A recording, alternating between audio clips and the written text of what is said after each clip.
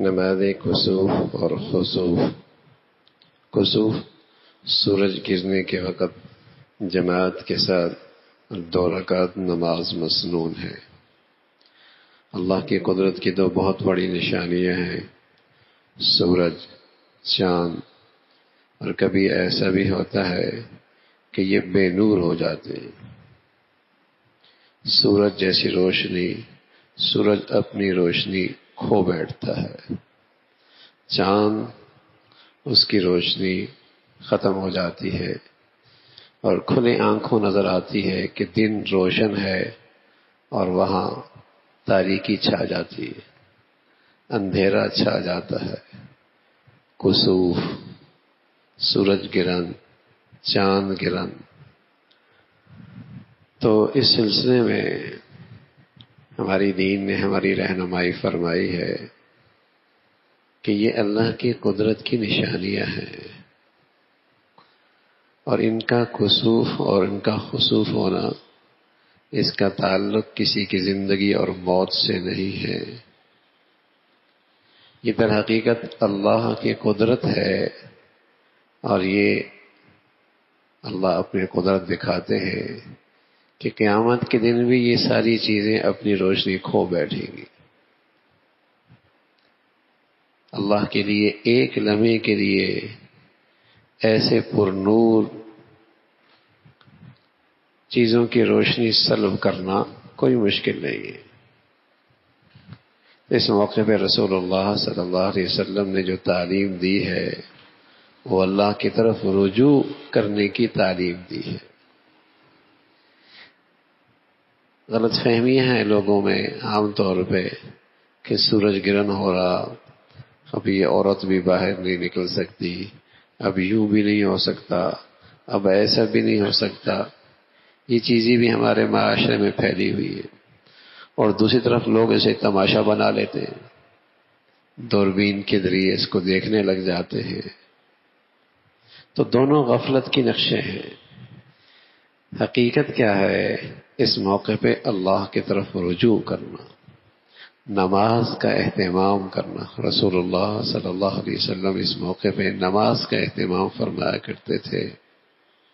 یہ اللہ کے نبی صلی اللہ علیہ وسلم کی تعلیم ہے کہ اللہ کی طرف رجوع کیا جائے۔ تو اسی میں سے سورج گرہن کے وقت جماعت کے ساتھ 2 رکعت نماز مسنون ہے۔ نماز کسوف جماعت سے ادا کی جائے، اور ایک روایت میں ہے کہ امام مسجد اپنی مسجد میں نماز کسوف پڑھا سکتا ہے۔ اگر امام نہ ہو تو لوگ اپنی نماز تنہا فردن پڑھیں، 2 رکعت یا 4 رکعت اور 4 رکعت افضل ہے۔ بہتر تو یہی ہے کہ یہ نماز جماعت سے ادا ہو، یہ نفلی نماز ہے، اور اگر جماعت نہیں ہے تو فردن 2 رکعتیں یا 4 رکعتیں ملا کر اس کا اہتمام ہو۔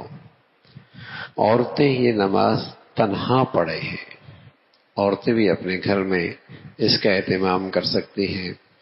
نماز کسوف کے لیے اذان نہیں، اقامت نہیں، اور اگر لوگوں کو جمع کرنا مقصود ہو تو یوں کہا جا سکتا ہے الصلاۃ جامعہ، الصلاۃ جامعہ۔ تو ان الفاظ کے ذریعے لوگوں کو اکٹھا کیا جا سکتا ہے۔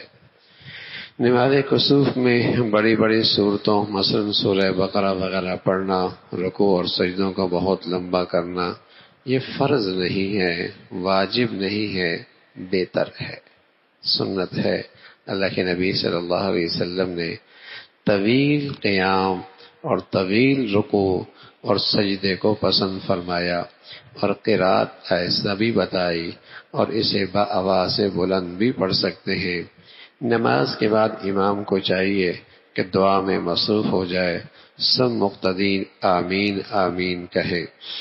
خسوف چاند گرہن، اس وقت بھی 2 رکعت نماز مسنون ہے، مگر اس میں جماعت نہیں، سب لوگ تنہا علیحدہ اپنے گھروں میں نماز پڑھیں۔ لیکن اگر جماعت ہو بھی جائے تو کوئی حرج نہیں ہے۔ تو یہ نماز علیحدہ علیحدہ ہے۔ اسی طرح جب کوئی خوف یا مصیبت پیش آئے تو نماز پڑھنا مسنون ہے۔ تو یہ نمازیں کسوف، خسوف، یہ بھی نفلی نمازیں ہیں، اور حاصل ان کا یہی ہے کہ یہ اللہ کی قدرت کی نشانیاں ہیں، اللہ کی بڑائی ہے، اور اس موقع پہ اللہ اپنی قدرت دکھاتے ہیں۔ جیسے قیامت میں یہ ساری چیزیں بے نور ہو جائیں گی، اللہ رب العزت نے آج بھی انہیں بے نور کر دیا اور لمحوں میں ان کی ساری روشنی سلب کر لی۔ اللہ بہت بڑے ہیں، اور اللہ کے بندے اس موقع پہ اللہ کی طرف رجوع کر کے اللہ کی رحمت کو، اللہ کی نصرت کو، اور اللہ کے کرم اور فضل کو اپنی طرف متوجہ کرتے ہیں کہ اللہ رب العزت کی ناراضگی سے محفوظ رہا جا سکے۔ تو اس موقع پہ رسول اللہ صلی اللہ علیہ وسلم نے صرف یہی تعلیم دی ہے۔ باقی ان وہموں کا شکار ہو جانا یہ سب جہالت کی باتیں ہیں کہ عورت حاملہ ہو تو اسے باہر نہیں نکلنا چاہیے، اور اس موقع پہ یوں ہونے سے یوں ہو جاتا ہے، یا اسی قسم کی اور خرافات جو معاشرے کے اندر جہالت کی وجہ سے پھیلی ہوئی ہیں، ان کا اس سے کوئی تعلق نہیں۔ اللہ کی شان، جس دن سورج گرہن ہوا اسی دن اللہ کے نبی صلی اللہ علیہ وسلم کے بیٹے کا بھی انتقال ہو گیا، ابراہیم علیہ السلام کا۔ تو یوں کوئی دنیاوی لیڈر ہوتا تو اس کو اپنے شہرت کے لیے استعمال کر سکتا تھا۔ دیکھو بیٹے کا انتقال ہو گیا، آسمان بھی رونے لگ گیا، اور سورج کو بھی گرہن لگ گئی، اور اس کی بھی روشنی ختم ہو گئی۔ لیکن اللہ کے نبی صلی اللہ علیہ وسلم چونکہ راہ حق کے رہبر اور امام ہیں اور لوگوں کی اصلاح عقائد کے لیے تشریف لائے ہیں، تو فوراً لوگوں کو تلقین فرمائی، لوگوں اس سورج گرہن کا تعلق کسی کے مرنے اور جینے سے نہیں ہے، اس کا تعلق کسی کے جینے اور مرنے سے نہیں ہے، یہ تو اللہ کی قدرت کی ایک نشانی ہے کہ اللہ رب العزت دکھا رہے کہ اس کے اندر روشنی دینا یہ بھی اللہ کی قدرت اور اس کے اختیار میں ہے، اور اسے بے نور کر دینا اور اس کی روشنی کو سلب کر لینا یہ بھی اللہ کی مشیت اور اللہ کی قدرت ہے۔ جب چاہے وہ ذات کچھ بھی کر سکتی ہے، اس کا تعلق کسی کے جینے اور مرنے سے نہیں ہے۔ البتہ رسول اللہ صلی اللہ علیہ وسلم نے اس موقع پہ اپنی امت کو جس چیز کی تلقین فرمائی وہ اللہ کی طرف رجوع ہے، وہ نماز کا اہتمام ہے، وہ اللہ کے دربار میں حاضری ہے، یہ مطلوب ہے۔ اور اس موقع پہ غفلت کے بجائے اللہ کا یاد ہو، اللہ کا ذکر ہو، اور توبہ اور استغفار ہو، لمبی لمبی نماز اور دعاؤں کا اہتمام ہو۔